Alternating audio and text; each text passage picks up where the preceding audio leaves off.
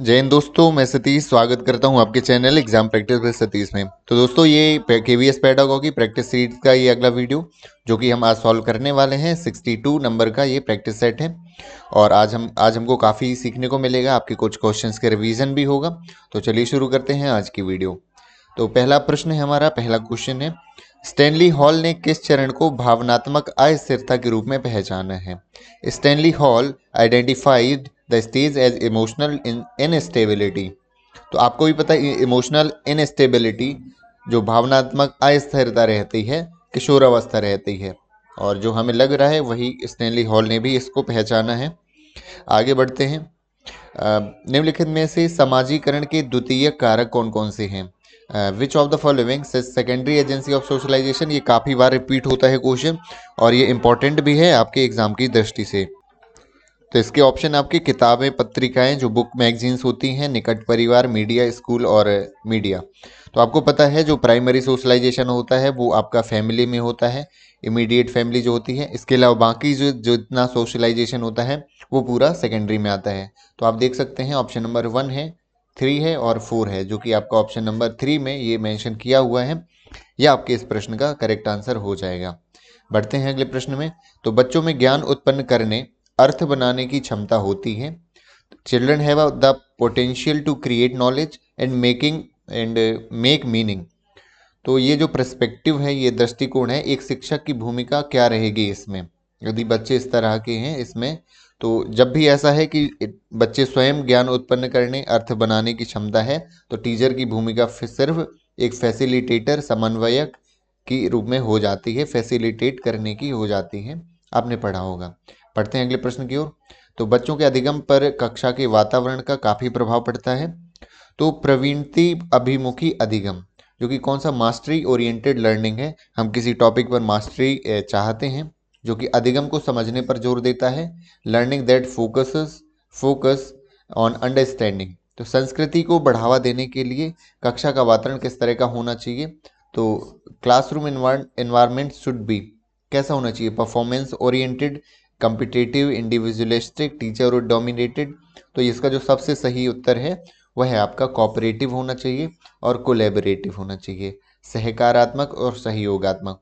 सहकारात्मक का मतलब होता है आपसी एक दूसरे के सहयोग से, और सहयोगात्मक होना चाहिए। आगे देखते हैं। कक्षा में बच्चों के बीच पूछताछ कौशल बढ़ाने के लिए जो क्वेश्चनिंग स्किल जो बच्चों की बढ़े, इनहेंस क्वेश्चनिंग स्किल, बच्चे प्रश्न पूछे, उन्हें नहीं डाउट आ रहा तो वो शांत नहीं बैठे वहाँ पर। तो इसके लिए कौन से दिशा निर्देश हैं टीचर्स के लिए? कि टीचर्स जो stop the discussion with right answer. तो ऐसा नहीं कि राइट आंसर आ गया तो कई बार क्या होता है, किसी टॉपिक को हमें उत्तर आ गया, प्रश्न पूछा, उसके बारे में हमें डिटेल में सारे पर्सपेक्टिव उसके लेने होते हैं, तो हम स्टॉप नहीं कर सकते हैं, कह नहीं सकते कि राइट उत्तर आ गया तो हमें स्टॉप कर देना चाहिए। ऑप्शन 1 नहीं होगा। डाइवर्जेंट प्रश्नों को बिल्कुल ये तो इनकरेज करना चाहिए, जो कई कई तरह के प्रश्न हो सकते हैं। मॉडल अच्छा सवाल question, model good questioning skill. हाँ, हमें ये इसकी एक दिशा निर्देश होना चाहिए कि क्वेश्चनिंग स्किल में वो थोड़ा सा अपने इम्प्रूव करें क्वेश्चनिंग स्किल को, और उत्साहजनक तरीके से जवाब दें, ये भी हो जाएगा। आप जवाब भी कैसे देंगे? इनकरेजिंग वे में। तो आपके जो ऑप्शन नंबर 2, 3, 4 जो है, आपका ऑप्शन नंबर 3 इस क्वेश्चन का सही आंसर हो जाएगा। बढ़ते हैं अगले प्रश्न की ओर। शिक्षण के निम्नलिखित स्तरों में से किसमें रटकर सीखने की आदत विकसित होती है? तो ये जो रटकर रूट लर्निंग जो है किसमें विकसित होगी? अंडरस्टैंडिंग में होगी, रिफ्लेक्टिव में होगी। तो ये जो है मेमोरी लेवल रीचिंग में होगी। मेमोरी लेवल क्या कहलाता है? जहाँ पर हम चीज़ों को प्रैक्टिस ड्रिल भी कहलाता है इसको, और इसको आप मेमोराइजेशन भी कह सकते हैं। जहाँ पर चीज़ें हम याद करते हैं, रट रट करके सीखते हैं, वो आपका ऐसे रटने की आदत विकसित होती है। आगे देखिए। आंगनबाड़ी में आईसीडीएस सेवाएं प्रदान करने वाली ईसीसी अधिकारी के रूप में किसे जाना जाता है? जो आपका ईसीसी फंक्शनरी है, early childhood care and education, who provides ICDS service eight anganwadi centre. तो इसका जो सही उत्तर है कि आंगनवाड़ी सेंटर में किस कैसे नाम से जाना जाता है, उन्हें आंगनवाड़ी वर्कर या आंगनवाड़ी कार्यकर्ता कहा जाता है। आईसीडीएस का कई बार हो सकता है फुल फॉर्म पूछ ले, तो इसका होता है आपका, तो इंटीग्रेटेड होता है, इंटीग्रेटेड चाइल्ड डेवलपमेंट सर्विस। तो इंटीग्रेटेड चाइल्ड जो डेवलपमेंट सर्विस है, इसका फुल फॉर्म है, ये आपको याद रखना है कि जो ECC early childhood care and education functionary है, ये कौन सी सर्विस देती हैं? ICDS integrated child development service देती हैं। और इन ईसीसी अधिकारी के रूप में किसे जाना जाता है? तो आंगनवाड़ी कार्यकर्ता होते हैं। और हमारे केंद्रीय विद्यालय में भी अब कॉन्सेप्ट आ गया है प्री प्राइमरी का, जिसमें आपके बाल वाटिका के नाम से जाना जाता है। यदि प्रश्न आए कि प्री प्राइमरी कक्षाओं को किस नाम से जाना जाता है, तो ये आपको याद रखना है, बाल वाटिका के नाम से जाना जाता है। बाल वाटिका की उम्र भी आप याद रखिएगा कि इनकी जो एज रहती है आपकी 3 साल से लेके आपकी 5 साल तक एज रहती है। 3 साल पूरा है तो बाल वाटिका फर्स्ट में, 4 ईयर उसके कंप्लीट हैं तो बाल वाटिका सेकेंड में, 5 ईयर है तो बाल वाटिका थर्ड में एडमिशन हो जाएगा बच्चे का। आगे देखते हैं, निम्नलिखित में से कौन सा तरीका प्रतिपुष्टि को, फीडबैक को प्रेरक के रूप में उपयोग करने का अनुचित तरीका है? ये इनएप्रोप्रिएट है, वे है फीडबैक का एज अ मोटिवेटर। तो क्या नहीं करना है हमें? देखिए, तो विद्यार्थी की क्षमता पर केंद्रित, तो ये बिल्कुल एबिलिटी पर केंद्रित नहीं होना चाहिए। फीडबैक जो होता है ये इसको साफ मना किया जाता है। तो यही सही उत्तर है। बाकी ऑप्शन देख लेते हैं कि गतिविधि की प्रक्रिया पर, हाँ कोई एक्टिविटी हो रही है उस पर हमें अपना फीडबैक दे सकते हैं, तो ये होना चाहिए आपका। विद्यार्थी के काम से संबंधित वर्णनात्मक शैली में ये हो सकता है, बिल्कुल हो सकता है। अन्य विद्यार्थियों के साथ तुलना किए बिना प्रतिपुष्टि देना, तो यही तो आपको रिकमेंड किया जाता है। ऑप्शन प्रश्न ये था कि कौन सा तरीका अनुचित है, कौन सा इनएप्रोप्रिएट वे है, तो उसका जो ऑप्शन नंबर 1 है इस क्वेश्चन का सही उत्तर हो जाएगा। बढ़ते हैं अगले प्रश्न की ओर। अगला प्रश्न है, कौन सी बौद्धिक विकलांगता की एक शारीरिक विशेषता है? तो आप देख सकते हैं इसमें क्या है, हाइड्रोसेफली यही हो जाता है, जो आपका मस्तिष्क विकार है वे बौद्धिक विकलांगता की शारीरिक विशेषता है। ये कोई मस्तिष्क विकार है उसको, उसकी वजह से उसकी बुद्धिमत्ता या आपका जो इंटेलेक्चुअल ये प्रभावित होती है, तो ये आपका ऑप्शन हो जाएगा। बाकी संक्रमण, उपापचय, ये जो है उपरोक्त विकल्प का आंसर नहीं होगा प्रश्न का। आगे देखिए, वो छात्र जिन्हें डैश डैश हैं उन्हें पाठ पढ़ने, लंबे अंशों को समझने में लगातार चुनौतियों का सामना करना पड़ता है। देख सकते हैं यहाँ पर रीडिंग की डिसेबिलिटी बताई गई है, तो ये आपको पता है, इसे आप डिसलेक्सिया कह सकते हैं।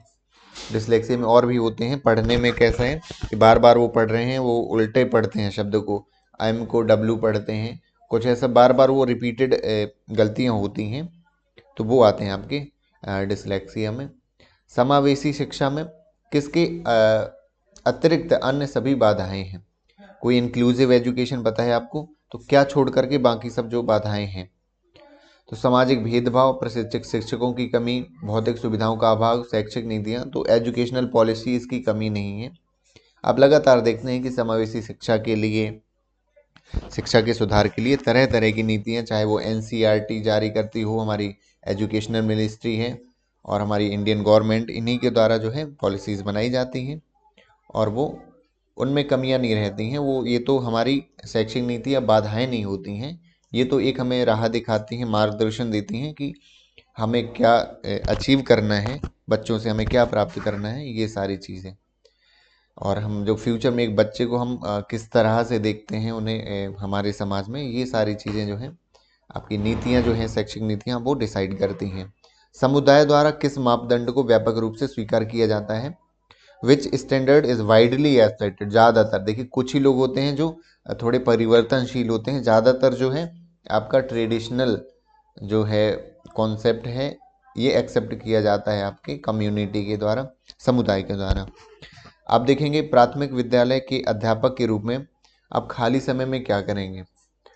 तो आप रेस्ट करेंगे इन रूम में, तो ये आपका, यदि आप आराम कर रहे हैं विद्यालय को, आप 6 घंटे 10 मिनट का टाइम दे रहे हैं जो भी, उसमें आप आराम करने के लिए नहीं है, आराम तो आप घर में कर सकते हैं, वो आपका आउटपुट नहीं निकलेगा कुछ। पत्र पत्रिकाएं पढ़ेंगे तो ये पढ़ सकते हैं। लिपिकों से बात करेंगे तो ये बात करने का तो कोई नहीं है, नॉर्मल आप बात कर सकते हैं, पर उससे रिलेटेड, काम से रिलेटेड। विद्यार्थियों के गृह कार्य को जांचेंगे, ये सबसे सटीक उत्तर हो जाएगा, आप विद्यार्थियों के गृह कार्य को जांचेंगे। देखिए यदि ये नहीं होता तो आपके यदि ऑप्शन ये ऐसे होते कि 1 है, 1 2 है, 1 2 3 है, तो आप ये भी कर सकते हैं। यदि आपका गृह कार्य बच्चों का चेक है ऑलरेडी, आप लाइब्रेरी का यूज़ कर सकते हैं। लाइब्रेरी क्योंकि बच्चों के लिए भी होती है, वो टीचर्स के लिए भी होती है स्कूल की लाइब्रेरी। नए नेताओं का मार्गदर्शन करने के लाभों में क्या शामिल है?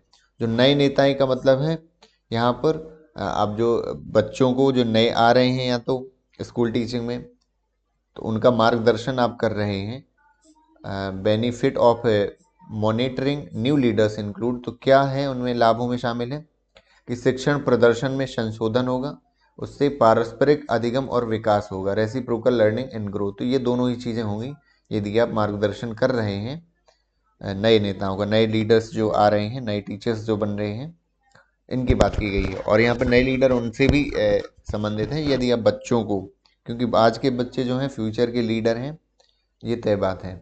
आगे देखिए, एक प्रशिक्षक के रूप में एक नेता की भूमिका के बारे में कौन सा कथन गलत है? एक कोच के रूप में एक लीडर की जो आपकी रोल है, रोल ऑफ अ लीडर है, कौन सा गलत हो जाएगा? तो विभिन्न तकनीकों के उपयोग के माध्यम से लक्ष्य की उपलब्धि को बढ़ाता है, बिल्कुल वो बढ़ाएगा। नेता सहायता प्रदान करता है कर्मचारियों के व्यक्तिगत विकास के लक्ष्यों को प्राप्त करने में, तो बिल्कुल इंडिविजुअल डेवलपमेंट जो गोल्स होते हैं, ये आपके स्कूल में आपने पढ़े होंगे, IEP जो है इंडिविजुअल एजुकेशन प्लान होता है, ये डेवलपमेंट गोल में ये भी वो मदद करता है नेता। नेता कर्मचारियों को जागरूकता प्राप्त करने और दूसरों की धारणा के आधार पर उत्तर प्राप्त उत्पन्न करने, तो ये नहीं होगा, यहाँ पर ये दूसरों की धारणा जो है ये वर्ड थोड़ा सा गलत हो जाता है, तो ये हो जाएगा, ये वर्ड आपका ऑप्शन नंबर 3 गलत आंसर हो जाएगा। नेता एक प्रेरक प्रक्रिया को सुगम बनाता है जिससे कार्य में संलग्नता और प्रदर्शन बेहतर होते हैं, ये तो होता ही है एक यदि कोच के रूप में एक लीडर अपना रोल निभाता है। आगे देखिए, पड़ोसी विद्यालय के साथ साझेदारी बनाने का उद्देश्य निम्नलिखित में से किससे संबंधित नहीं है? एक स्कूल है, एक बगल में स्कूल है, आप यदि जो टीचिंग मेथड यहाँ यूज हो रहा है उसका बेनिफिट आप अपने स्कूल में ले रहे हैं, आप लाइब्रेरी को एक दूसरे से शेयर कर रहे हैं बुक्स को, ये कहलाती है आपकी नेबरिंग स्कूल पार्टनरशिप। तो इसमें कौन सा संबंधित नहीं है, क्या नहीं होना चाहिए? तो ये इसका दिख रहा होगा आपको, ऑप्शन नंबर 4 है कि removing the individual differences of a learner, क्योंकि इंडिविजुअल डिफरेंस ये होते ही हैं, ये बाल विकास का सिद्धांत भी है कि हर एक व्यक्ति में इंडिविजुअल डिफरेंस होते हैं और जो चीज़ होती है वो आप दूर नहीं कर सकते किसी भी तरह से, और इसकी कोशिश भी नहीं करना चाहिए। हर एक बच्चा यूनिक होता है एक दूसरे से। तो बाकी जो चीज़ें हैं कि शैक्षणिक दृष्टिकोण में सुधार, जो लर्निंग जो बैरियर्स हैं उनको रिमूव करना, और जो ट्रांजिशन पाथवे हैं इन एक दूसरे के स्कूल के उनमें सुधार करना, ये सारी चीज़ें आपकी नेबरिंग स्कूल पार्टनरशिप से रिलेटेड हैं। आगे देखिए, स्कूल के विकास की योजना की एक प्रक्रिया जिसमें एक समीक्षा शामिल होती है, जिसमें प्रधानाध्यापक उन प्रमुख क्षेत्रों पर ध्यान केंद्रित करता है जो स्कूल शिक्षण अधिगम को गुणवत्ता को प्रभावित करते हैं। तो इसमें बताना है कि प्रोसेस वो क्या कहलाती है, जिसमें development planning consists of a review in which principle focus on areas affect quality of school teaching learning. तो ये कहलाता है आपका स्कूल का विश्लेषण करना, स्कूल एनालिसिस। इसमें ये सारी चीज़ें जो है एक स्कूल का टीचर या प्रिंसिपल करते हैं। आगे देखिए, ITPD का फुल फॉर्म क्या है? तो ये एक आप ऐसा मानिए ITPD एक टीचर्स की ट्रेनिंग होती है, इसको दूसरा नाम दिया जाता है in service teacher professional development. कभी भी जो टीचर्स की ट्रेनिंग होती है तो ट्रेनिंग को प्रोफेशनल डेवलपमेंट ये नाम दिया जाता है। तो in service teacher professional development इसका फुल फॉर्म हो जाता है। आगे देखिए, अगला प्रश्न है, मुख्य रूप से विद्यालय के कामकाज में सुधार के लिए स्थापित विद्यालय स्तर सामुदायिक संरचना है। तो कामकाज के सुधार करने के लिए जो एक बनाई जाती है फंक्शनिंग वर्क एक बनाई जाती है कमेटी, वो कौन सी रहती है? तो आपकी ग्राम शिक्षा समिति भी है और अभिभावक शिक्षक संघ भी है, PTA जो कहलाता है। तो ये दोनों इस प्रश्न के उत्तर हो जाते हैं। अगला देखिए, तो ये काफ़ी सरल उत्तर हो जाता है इसका कि विद्यालय में क्या नहीं होना चाहिए। इस प्रश्न का उत्तर आप कमेंट में ज़रूर दीजिएगा। तो ये अपने अकॉर्डिंग आप लॉजिक लगा करके, ये काफ़ी सिंपल क्वेश्चन है। इसके बाद हम मिलते हैं अगली वीडियो में। ये हमारा प्रैक्टिस सेट नंबर 62 था। उम्मीद है काफ़ी सारे आपके क्वेश्चंस का रिवीजन हुआ होगा, क्योंकि ज़्यादातर इसमें क्वेश्चन रिपीटेड थे, लैंग्वेज का थोड़ा सा डिफरेंस हो सकता है।